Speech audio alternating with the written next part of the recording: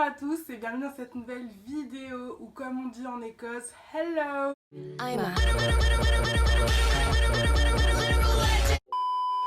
Du coup, vous l'aurez compris, aujourd'hui je vais vous parler de mes études en Écosse, comment je suis partie étudier à Glasgow et comment ça se passe un petit peu là-bas. Je fais des études de médias et communication à Glasgow Caledonian University, donc du coup c'est une université dans le centre de Glasgow. Glasgow c'est pas la capitale de l'Écosse mais c'est une grande ville d'Écosse. Voilà, si vous voulez une carte, je sais pas. Dans cette vidéo, j'ai décidé de répondre à toutes les questions qu'on m'a souvent posées dès que je disais que je faisais des études de médias et communication en Écosse. Donc déjà, la première question que j'avais souvent, c'est comment t'as eu l'idée? Alors, je pense que c'est important de remonter dans le temps et de voir à quel moment l'idée de faire mes études à l'étranger a germé dans ma tête. Donc du coup, il faut remonter jusqu'en 2014. Du coup, j'étais je sais plus, j'étais au collège et je sais pas, j'étais vraiment obsédée par Los Angeles. Je pensais vraiment que c'était la terre-mère qui m'appelait, que voilà, j'allais partir à Los Angeles, devenir une grande star et vivre dans ma villa et tout ça. Donc moi, vraiment, dans ma tête, c'était en mode, bon, là, je fais mes études, je suis en 3e, 4e, mais comment je vais partir à Los Angeles à la fin de mon bac? C'était tout mon plan, tout ça, genre, voilà.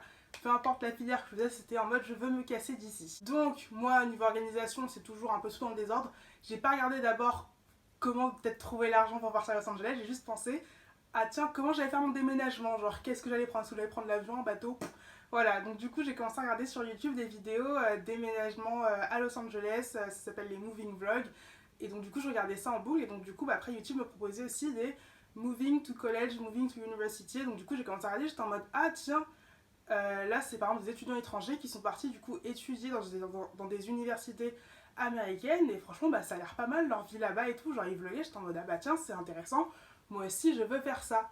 Et donc, du coup, je me suis renseignée, j'étais en mode tiens, université américaine, moi ça me plaît, ça a l'air très très fun. Donc, j'ai regardé, j'ai tapé sur internet combien ça coûtait d'aller à UCLA ou à USC. Là, je vois, ça coûte plus de 30 000 $ l'année, je crois, ou par je sais plus, bref, c'était très cher. Donc j'ai quand même tenté le coup auprès de ma mère. J'ai dit maman, est-ce que tu as commencé à économiser parce que moi j'aimerais bien aller à USC ou à UCLA. Évidemment, elle m'a rionné quand elle a entendu le prix, mais elle m'a dit attends, c'est pas grave, tu pourras quand même faire des échanges universitaires, donc du coup tu pourras y aller. Donc du coup j'étais en mode ok, je vais plutôt faire ça. Donc il faut juste que je trouve des études qui me plaisent, des études supérieures en France qui me plaisent, pour ensuite faire un échange au moment de la 2e année ou 3e année. Donc là, du coup, j'étais repartie dans l'idée, bon, faire ses études en France et tout ça, j'étais partie là-dedans. Donc bref, le collège c'est fini, je passe au lycée. Donc je suis passée dans un lycée avec la section internationale. Du coup, la section internationale, c'est 10 heures d'anglais par semaine, il me semble. Et je me rappelle plus vraiment de la répartition histoire géo et littérature en anglais, combien c'était, mais en tout ça faisait 10 heures en gros. Et donc du coup, les cours d'histoire géo, ils étaient en anglais aussi, et donc du coup en cours de littérature en anglais on apprenait du coup à faire des rédactions. En gros c'était un peu comme les cours qu'on avait en français, à faire des rédactions, tout ça, à lire des livres et faire des commentaires de texte, sauf que c'était du coup en anglais. Du coup ça faisait vraiment une éducation un peu avec les deux systèmes. Donc on avait le reste des cours en français, donc moi j'ai fait S, du coup tout ce qui était maths et tout ça c'était en français, et après histoire géo et anglais, bah voilà, tout était en anglais. Donc voilà, je fais mes années comme ça au lycée. Et normalement, ils nous disent, les profs, bah, vous savez, vous avez du coup reçu la moitié de votre éducation là au lycée en anglais. Donc ça pourrait être intéressant pour vous de continuer vos études complètement en anglais en allant étudier aux États-Unis, Canada, Royaume-Uni. Donc du coup, j'étais en mode ah, tiens, l'idée revient. Genre, je trouve que c'est une très bonne idée, je trouve ça très intéressant. Mais après, je vois du coup que les prix n'ont pas changé, toujours plus de 30 000 $. Même le Canada aussi, c'était très cher aussi. Et là, ils nous parlent du Royaume-Uni. J'étais en mode tiens, Royaume-Uni, c'est vrai que j'y avais pas pensé. Moi, j'étais direct allée de l'autre côté de l'Atlantique, mais bon, on peut aussi juste dépasser la Manche et puis c'est aussi très sympa. Les profs, ils nous ont parlé du coup de Parcoursup, du Parcoursup anglais. Enfin, on va dire anglais, mais je parle du Royaume-Uni. Et donc ça s'appelle UCAS. Et donc Royaume-Uni, c'est aussi à peu près cher, genre c'est 9000 livres, il me semble, 9000 ou 12 000, je sais plus, l'année. Je crois que c'est ça. Je crois que ça, ouais, c'est à peu près, genre tous les cours sont à 9000 à l'université l'année. Et en Écosse, par contre, c'est genre 1800, sauf que c'est remboursé pour les étudiants écossais et ceux pas du Royaume-Uni, de l'Union Européenne. Du coup, je suis en mode, tiens, ça veut dire des cours gratuits en fait. Avec ma mère, on se renseigne, on regarde et tout ça, on voit du coup, c'est vrai que c'est remboursé. En gros, il y a une bourse qui s'appelle SAAS et donc ces gens-là, ils remboursent les étudiants écossais et de l'Union Européenne pour leurs cours à l'université, pour les full cursus. Ça, je crois que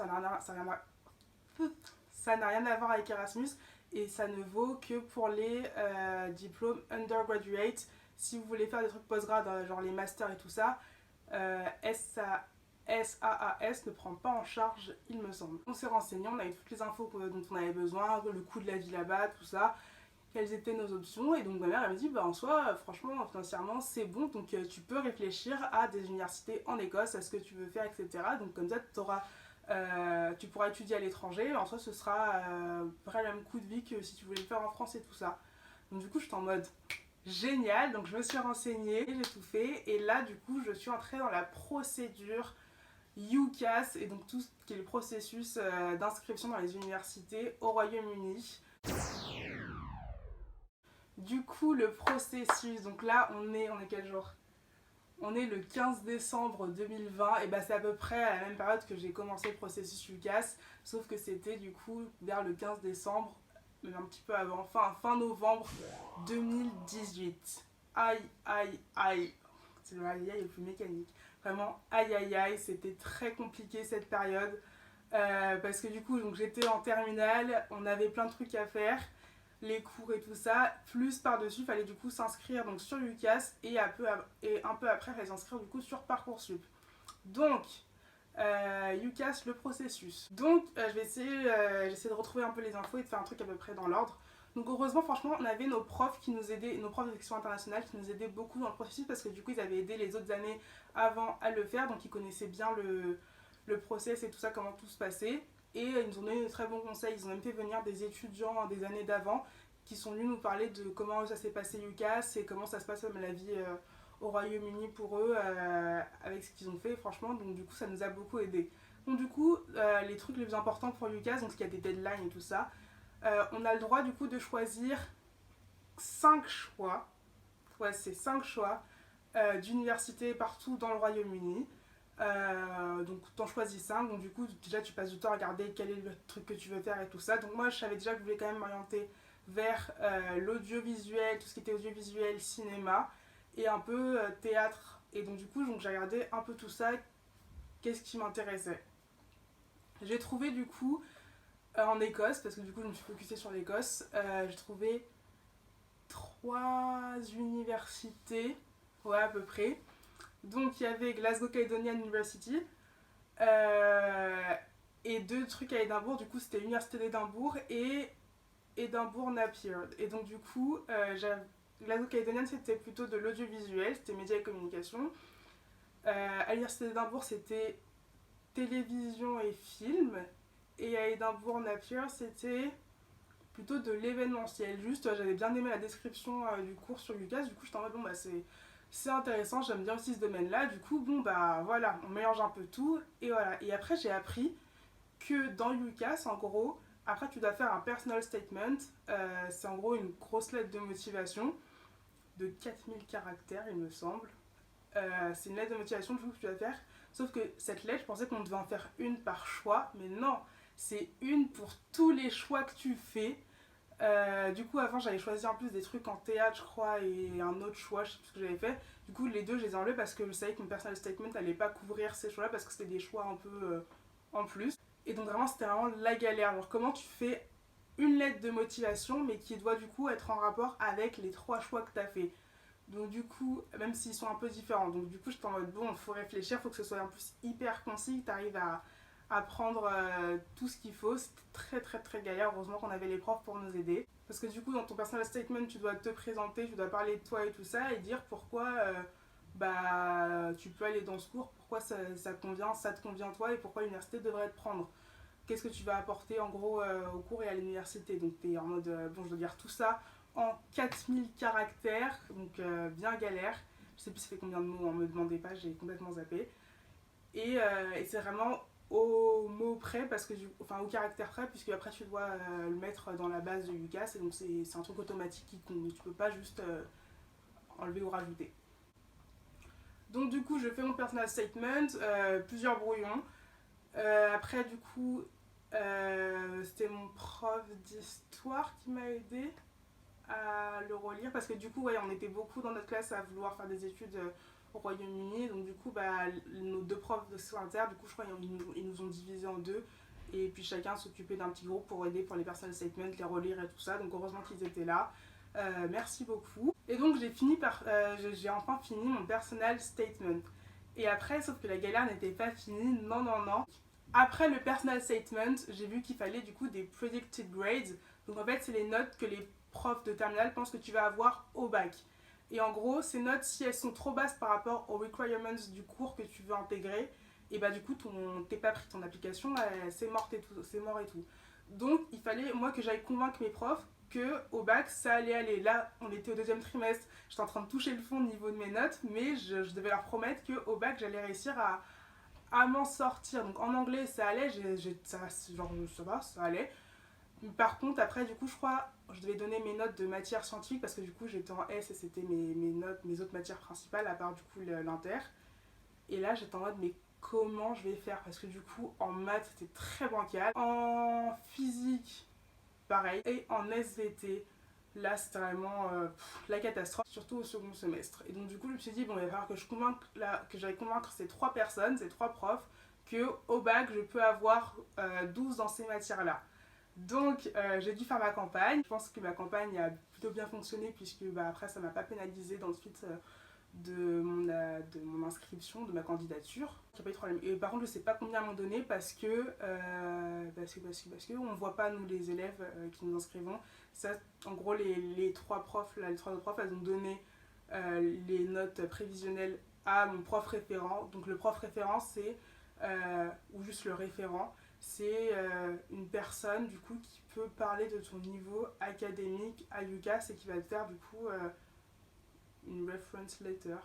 Je crois que c'était ça que ça s'appelait. Et donc du coup cette personne-là, c'est aussi elle qui transmet du coup les notes que tes profs pensent que tu vas avoir au bac.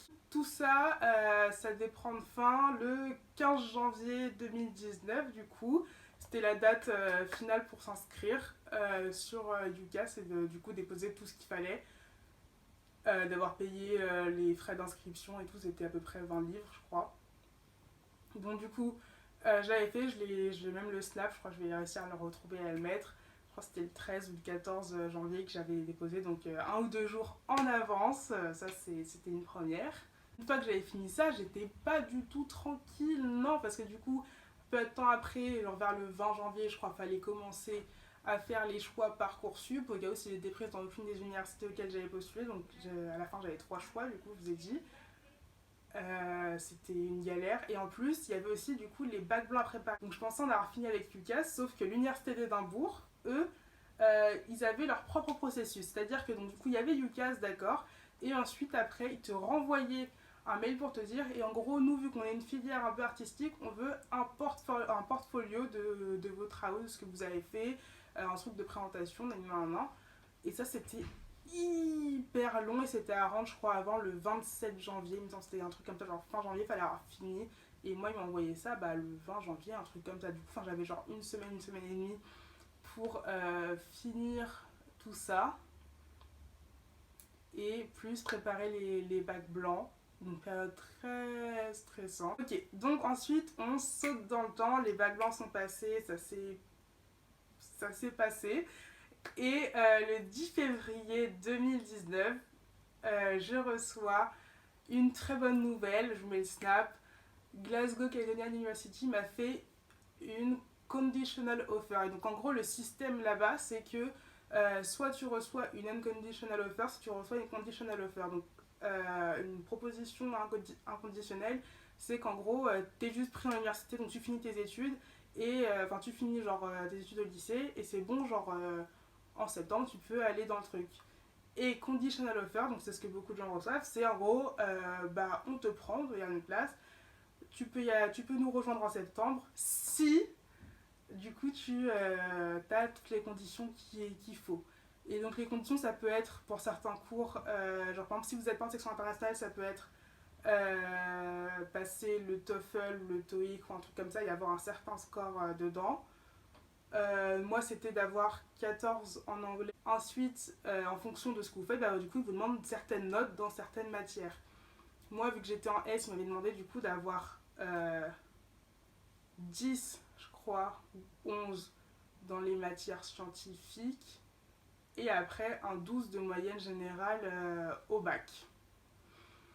Je me suis dit, bon, bah, ça va, genre, c'est accessible comme condition, franchement. Donc, moi, franchement, j'étais en mode, hop là, en avant Glasgow, j'y vais, quoi, c'est fini. Genre, j'ai plus à travailler, je travaillerai juste une semaine avant le bac pour, du coup, sauver mes fesses et sauver mes notes. Du coup, on saute encore dans le temps, début juillet, et on a les résultats. Les résultats du bac. Moi, mon stress, c'était pas de savoir si j'avais mon bac ou pas. Ça, je savais que ça devrait aller. En plus, j'avais des options et tout. Enfin, le bac, normalement, c'était bon. J'avais pas peur de ça. C'était est-ce que du coup, je vais avoir mon 12 de moyenne avec bah, mon maths co F9 où je savais que j'avais foiré le bail. Et puis l'anglais co F9 où je pensais aussi avoir tout foiré. Il se trouve que l'anglais, ça s'était bien passé. Au final, j'avais eu mon 14 en anglais. Et puis, j'ai regardé ensuite mes notes scientifiques. Une cata. J'avais pas eu les notes qu'il fallait, à part mon 14 en anglais, donc j'étais en mode putain, comment je vais faire. Après, je me suis rappelé d'une élève qui était venue, l'ancienne élève qui était venue, qui nous avait dit ouais, ce qui est bien avec les universités au Royaume-Uni, c'est que tu peux un peu parfois négocier avec elles et juste montrer que même si t'as pas eu les conditions qu'ils demandaient, vu qu'ils font un peu du cas par cas pour accepter les gens, bah tu peux genre quand tu rends tes notes etc., tu peux dans ton mail expliquer que j'ai pas eu les notes que vous m'avez demandé, mais je suis quand même bonne pour votre cours et tout. Pour telle raison. Donc du coup, je me suis dit, bon, bah, je vais quand même tenter le truc, genre qui ne tente rien n'a rien. J'ai envoyé mon mail pour Glasgow Caledonian University, on espère que ça passe. On est en été, on est au mois de juillet, je suis en mode où est-ce que je vais être en septembre, qu'est-ce que je fais. Et en plus, j'ai fini de préparer mon voyage au Cambodge. Du coup, la vidéo arrive aussi bientôt. J'ai fini de préparer mon voyage au Cambodge avec les filles, avec les scouts. Je partais le 16 juillet. Donc j'ai essayé de boucler tout ça. Et il fallait quand même que je trouve un peu des trucs à faire pour la rentrée. Donc je regarde Parcoursup, j'avais quand même postulé pour des trucs. Donc j'avais postulé pour... je sais même plus pourquoi j'avais postulé, mais je sais que j'étais pas fan de mes choix. J'avais été prise dans 2 ou 3 trucs, mais genre j'aimais pas. Et donc du coup, dans ce mood-là, je suis partie au Cambodge. Donc j'ai laissé tous mes soucis en France, je suis partie. Le voyage était super, la vidéo arrive. Et donc au bout d'un moment, donc, on est au Cambodge, dans l'association. Et donc du coup, la meuf de Glasgow me répond, elle dit en gros... Oui, on a reçu votre mail, on l'a passé en revue et on a mis la réponse du coup sur UCAS. Moi, je suis en gros stress. Je me dis, mais pourquoi tu me dis pas dans le mail directement si c'est oui ou non? Dis-moi tout de suite, pourquoi tu veux me faire attendre? Genre, il me faire me connecter sur UCAS et tout ça. Du coup, je me connecte sur UCAS. Ça se déverrouille. Je vais dans la partie des choix, la My Choices ou je sais plus quoi, My Offers. Je descends, je regarde la Gaz Caledonian et là, je vois que ma conditional offer se transformait en unconditional offer. Du coup, je suis trop contente. Genre, je souffle, je suis en mode ça y est, genre le stress est fini, c'est bon, je suis prise. Du coup, dans la minute qui suit, j'appelle ma mère, je dis maman, c'est bon, j'envoie le mail, le screen, tout. Elle est en mode bah c'est génial et tout. Et donc après, vu que j'étais au Cambodge, bah, c'est elle qui s'est occupée de tout. Moi. Et donc du coup, maintenant, je vais passer à l'organisation, comment ça s'est passé pour partir là comme ça sur le pouce au dernier moment. Donc, je vous ai dit, au niveau billet d'avion, ça allait. Donc, on est parti avec EasyJet. Il y a des vols Paris-Glasgow. Je sais pas combien il y en a par semaine. Au niveau de la chambre, du coup, moi j'ai pris une chambre directement avec l'université dans leur résidence attitrée. J'ai pas pris une résidence privée. C'était la solution la plus économique. Donc, voilà, j'ai fait ça. Pour s'inscrire à la bourse SAAS pour avoir les cours gratuits, donc il faut le faire au moment ou un petit peu après. Enfin, quand. Non, voilà, non, je sais quand est-ce qu'il faut s'inscrire. C'est quand tu as la réponse pour même une conditional offer. Et ben là, tu t'inscris dans le système pour SAAS. Donc, du coup, je finis par partir. Quand on est arrivé là-bas, j'étais en panique. J'étais en mode ah oui, c'est vrai. Donc maintenant, j'ai vraiment habiter seule dans un pays que je n'ai jamais même visité. Je n'étais jamais allée en Écosse avant. Je suis vraiment partie sur un coup de tête comme ça. Donc les premières choses qu'on a fait quand on est arrivé, c'est oui. Donc on est allé dans la chambre et tout, on a visité. Donc du coup on a ouvert un compte en banque, on a pris rendez-vous et tout ça. Et fallait quelques documents, ils nous ont dit, on l'a fait, on a imprimé. Et puis voilà, ça c'était plutôt facile à ouvrir. Ensuite, on m'a pris un numéro de téléphone aussi.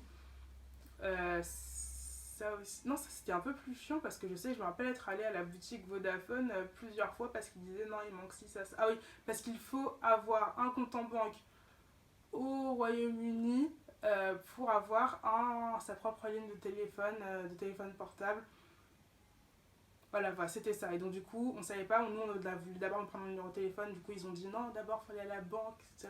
Et la banque, ils me disait non, mais il faut avoir un numéro de téléphone Royaume-Uni pour avoir un compte en banque. On était en mode, mais les gars, comment on fait du coup? Parce qu'on a ni l'un ni l'autre, on aimerait quand même en ouvrir un. Et puis voilà. Donc, on a fini par réussir à ouvrir le compte en banque avant. Et ensuite, on est allé chez Vodafone pour mon numéro de téléphone. Et voilà. Ensuite, du coup, en ce qui concerne le Brexit, je ne vais pas en parler parce que j'avoue que je n'ai pas tout compris. Ensuite, dernière partie de cette vidéo, c'est la vie à Glasgow. Je vais être assez brève. Du coup, vous pouvez voir mes vlogs, un peu voir comment ça s'est passé pour moi, les parties fun avec Halloween, comment je suis allée à Édimbourg et tout ça. Mais sinon, franchement, la vie à Glasgow, c'est génial. Par exemple, je sais pas, pour la vie étudiante, les boîtes là-bas, c'est gratuit, souvent avant minuit ou 1 heure, ou alors genre c'est 5 balles l'entrée, donc franchement, ça c'est grave cool. Le McDo est beaucoup moins cher qu'en France. Par exemple, la boîte de 20 nuggets, c'est 3,50 ou 3,90, je sais plus. Mais bref, enfin. Du coup, la vidéo est terminée. J'espère que j'ai été assez claire. Si vous avez des questions, franchement, n'hésitez pas dans les commentaires. J'y répondrai. Si je pense à des trucs que j'ai oubliés, je les mettrai en barre d'infos. Je mettrai même des liens peut-être sur des sites que j'ai pu lire pour avoir plus d'infos, que ce soit sur Lucas, la bourse. Et enfin voilà. Et donc si vous avez des questions, je vous ai dit mettez-les dans les commentaires. Et donc voilà, cette vidéo est terminée. À demain pour une nouvelle vidéo. I'm a